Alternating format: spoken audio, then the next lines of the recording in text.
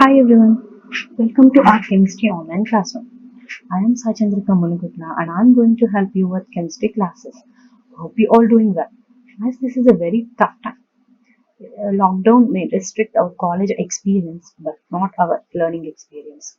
Making this YouTube channel as a platform, we are going to interact with the chemistry subject. Before starting our classes, let's have a glimpse about chemistry. What is chemistry? Chemistry is the branch of science that studies the composition, properties, structures of matters, and the changes which the matter undergoes under different conditions and the laws which govern these changes. It may seem difficult, but when we study carefully, it's very simple to understand. It's nothing but the study of the materials that make up the universe and the changes which these materials undergo.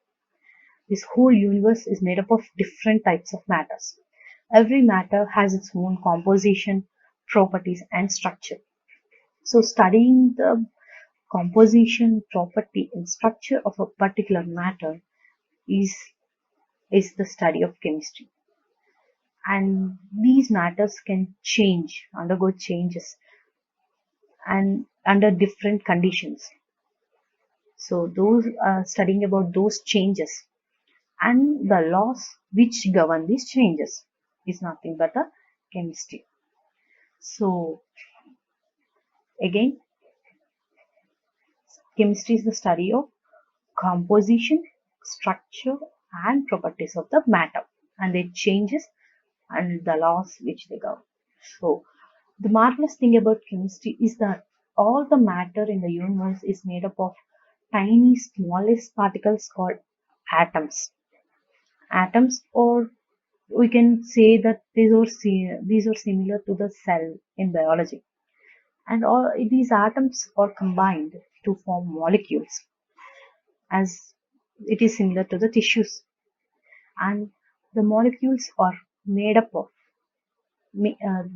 atoms, and when the molecules are arranged in different forms, they form matter, similar to the organism in biology.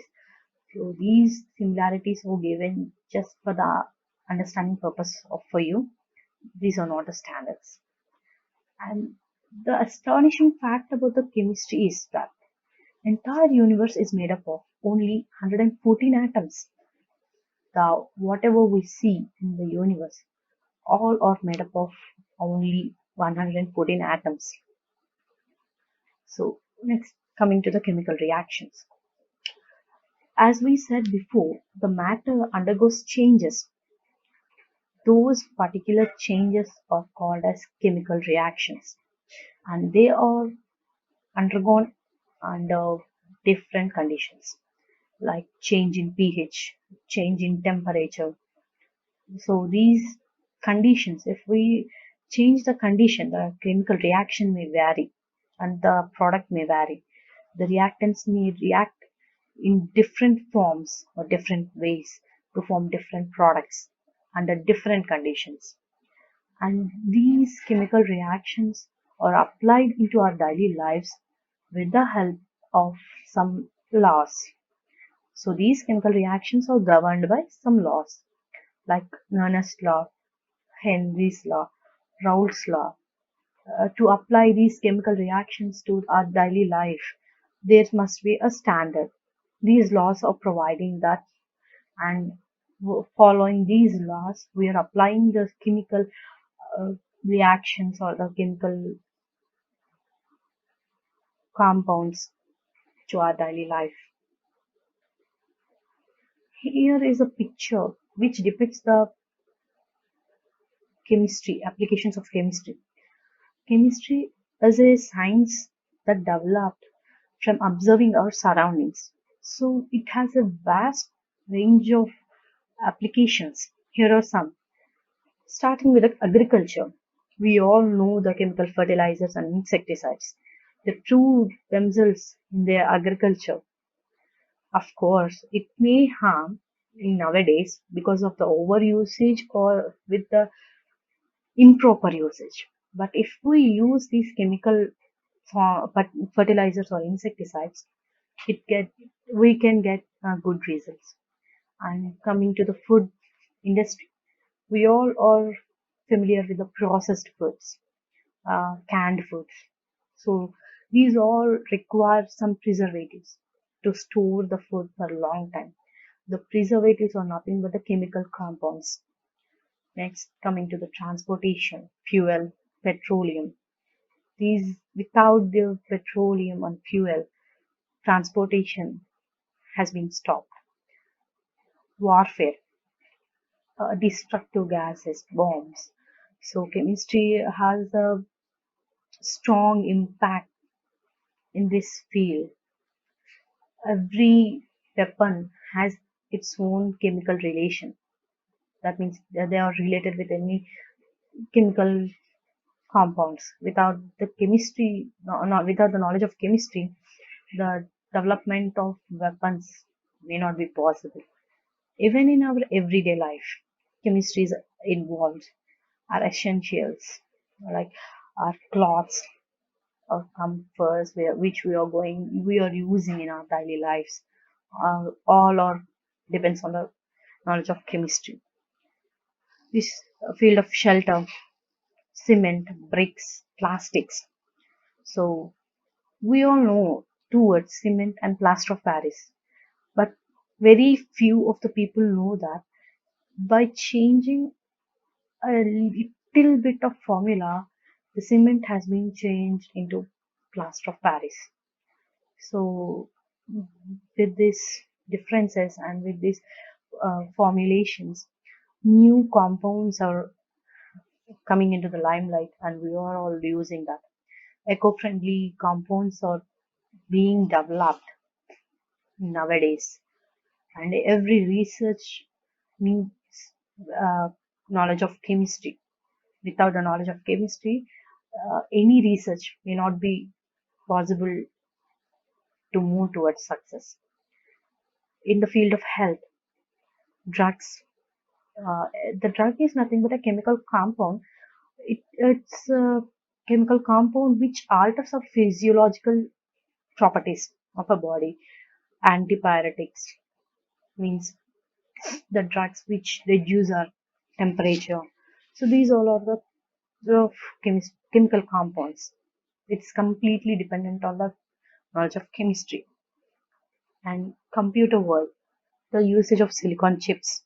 So chemistry had proved its uh, presence in almost every field in nowadays. When we are going to the syllabus of the intermediate second year, so here is a content and a small glimpse. First chapter, we are going to deal with the solid state. Solids, we all are familiar with these solids, and what we are going to deal with is general characteristics of a solid state. What are the amorphous and crystalline solids? Classification and X-ray crystallography, crystal lattices, unit cells, and closed packaged structures, packing efficiency, electrical and magnetic properties, imperfections in the solids. These are the topics of the solid state chapter. It's an interesting chapter. We can have a knowledge about how the solids are playing a very, very crucial role in the chemistry. And our second chapter is solutions, nothing but the liquids. Types of solutions, concentration of solutions, solubility, vapor pressure of liquid solutions, ideal and non-ideal solutions, colligative properties, and determination of molar masses, abnormal molar masses. These are the topics of the contents. Sorry, these are the topics of the solutions chapter. So it's about first one is about the solids and second one is about the liquids. And third one is an important chapter, electrochemistry and chemical kinematics. Sorry, kinetics. Chemical. Uh, Electrochemistry deals with the electrochemical cells, galvanic cells, Nernst equation, conductance of electrolytic solutions, electrolytic cells and electrolysis, batteries, fuel cells, corrosion. Electrochemistry is a very important part of a chemistry because a chemical reaction can produce the electricity. It proves that. And it has a wide range of applications in our daily lives. And when we are dealing with that chapter, you can have a note on that. Next part is the chemical kinetics. It's a very important part. Rate of chemical reaction, factors influencing rate of a reaction, integrated rate equations, pseudo first order reaction, temperature dependence of the rate of a reaction, collision theory of chemical reaction rates. These are the contents in the chemical kinetics part. This is a very important one for the theory, that means IP, and even for objective part. Our next chapter is surface chemistry. It deals with adsorption, catalysis, colloids, classification of colloids, emulsions, and colloids around us. So the words may be unfamiliar, but when you go through the phenomena, it is a very frequent phenomenon we observe in our daily lives. So chemistry is involved in every part of our life. Our fifth chapter is general principles of metallurgy. The word metallurgy, we are familiar with this in our 10th class. So here we go a bit more depth into the topic. Occurrence of metals, concentration of ores, extraction of crude metal from concentrated ore, thermodynamic principles of metallurgy, electrochemical principles of metallurgy, oxidation and reduction, defining of crude metal, uses.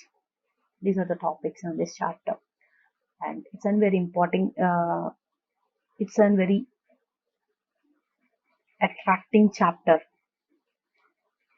so we can easily understand the principles and we can remember easily. Our sixth chapter is P block elements. This chapter deals with four parts: group 15 elements, group 16 elements, group 17 elements, and group 18 elements. So, periodic table. We all know what are the P block elements, where they present in the periodic table, modern periodic table. So it's a very important topic again for IPE and for objective, because combination of the P block elements with other atoms will provide us different and important compounds. So P block elements is a very important topic. And our seventh chapter is D and F block elements and coordination compounds. So D block and F block elements, we all again know where they're present in the periodic table, and it's an important chapter again. The word coordination compounds seems new, but it's a very important and very easy topic to understand, I think. So our eighth chapter is polymers. Polymers, it's a word we, which we can listen in every day. The PVC pipes, usually we listen polyvinyl chloride pipes. So polymers have a wide range of applications in our domestic lives and in industrial purposes even. So the topics under these polymers: classification of polymers, types of polymerization reactions, molecular mass of polymers, biodegradable polymers, polymers of commercial importance. Yes. And it's an important topic and very interesting topic to understand. Our ninth chapter is biomolecules. It deals with carbohydrates, proteins, enzymes, vitamins, nucleic acids, and hormones. Understanding of this chapter will be a little bit easy for the BPC students because they deal with these contents in biological point of view. So here we are going to deal about those topics in a chemistry point of view, their structures or that one. And our 10th chapter is chemistry is in everyday life. As we discussed before, chemistry, not only chemistry, every science is applied in our everyday life. So by observing our daily life activities, the development of science has been taken place. So here, this chapter helps us how the chemistry is involved with us in everyday life. Our 11th chapter is haloalkanes and haloarenes. Here it comes from the organic chemistry part, and when you listen the organic chemistry part, many of the students may panic. But what I say is the organic chemistry is the easiest part, both for writing in the IP theory exams and for objectives even. Seeing by observing the equations, we may get panic, but if we understand how the reactions are going, how the reactions are taking place, it definitely, if we pay small attention about it and little interest, organic chemistry is the easiest part of the whole chemistry. So haloalkanes and haloarenes. This chapter deals with the classification, methods of preparation, physical and chemical properties, and the uses. And our 12th chapter is organic compounds containing carbon, hydrogen, and oxygen. The compounds which contain only carbon, hydrogen, and oxygen are called hydrocarbons. So this chapter deals with the hydrocarbons. Alcohols, phenols, ethers, aldehydes, ketones, carboxylic acids. These all are under this chapter. Their classification, nomenclature, preparation, properties, and some uses. And our 13th chapter is organic compounds containing nitrogen. So under this chapter, we discuss about the amines, diazoenium salts, cyanates, and isocyanates, their structure, classification, nomenclature, properties, and their usage or importance. So these last three chapters are from organic chemistry branch and very important for both IP and objectives.